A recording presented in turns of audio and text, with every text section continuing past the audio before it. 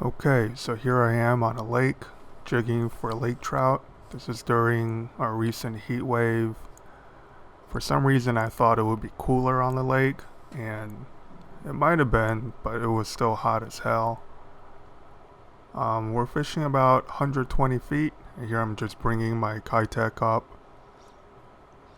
and I get slammed. This is the first time I had a laker hit the jig on the way up. I know in Elias's videos it happens all the time,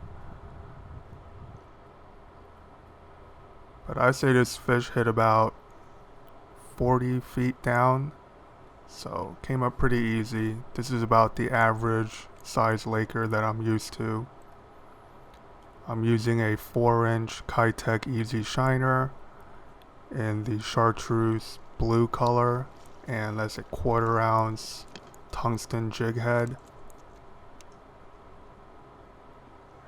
And this one was a fairly easy release. The fight was short, and later on I scuff up this 12-pound leader, and the only other leader material I had was an old spool 6-pound mono, which I use as a drop shot tag end, so you'll see how that plays out. So I took a little break fishing a jig in the rocks, and this very unfortunate bass came up.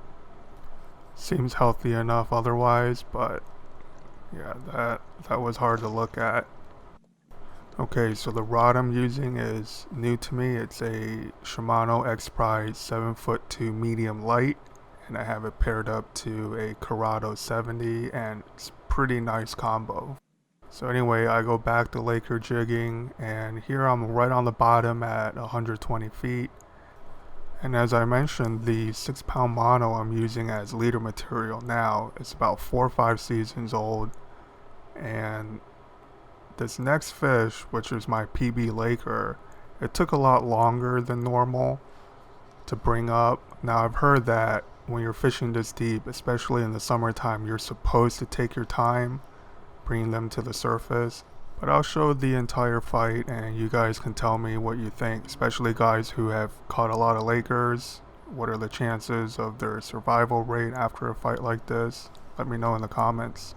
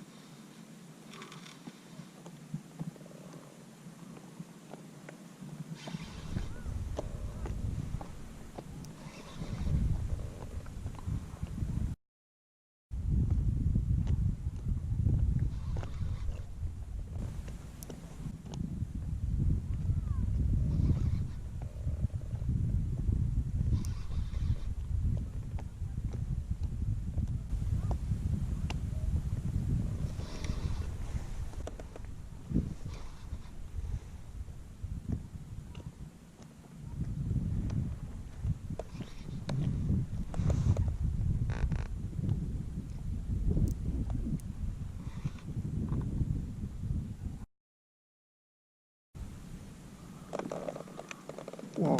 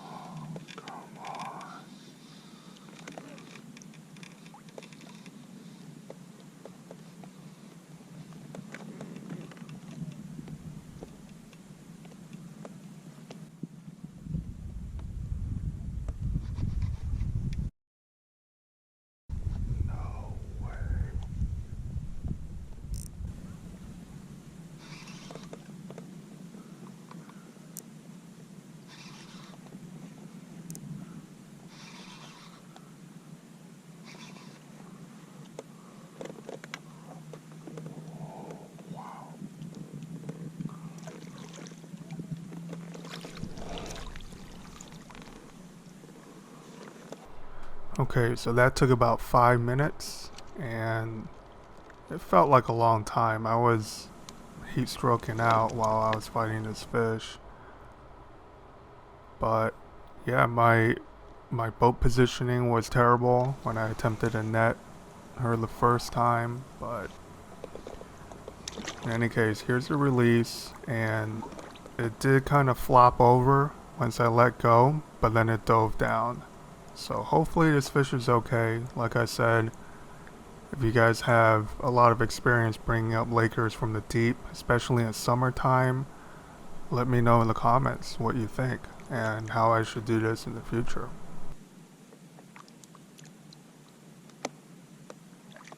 Oh, he goes.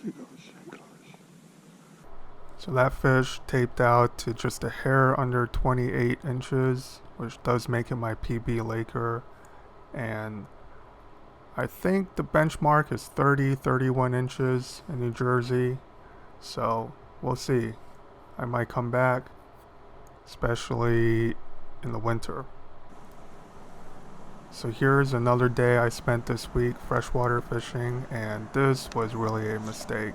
It was so hot that day that my GoPro kept cutting in and out, and I lost a lot of footage, but nothing terrible. They were all about this size.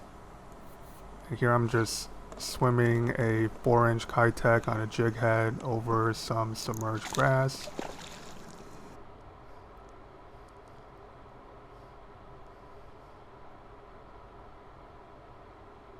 And I had about 4 or 5 largemouth this size, and then later on I moved to target smallmouth. Here I'm basically drop shotting isolated boulders and just finding the structure on my graph and then just dropping straight on them.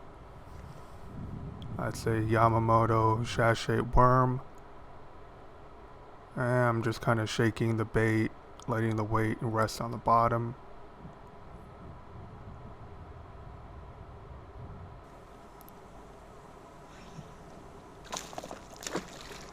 And smallmouth might be my favorite species of fish, salt or fresh. I'll be very happy catching smallies all day. Maybe move to Wisconsin or something. I don't know where the best smallie fishery is in the country, but that would be a nice trade-off. So anyway, this fish released just fine, and that concludes my freshwater fishing adventures for the week. And I'll see you guys soon back in the salt. My cousin has been doing some real work from the surf, and when he gets those videos up, I'll put them up here. Alright, thanks for watching, guys.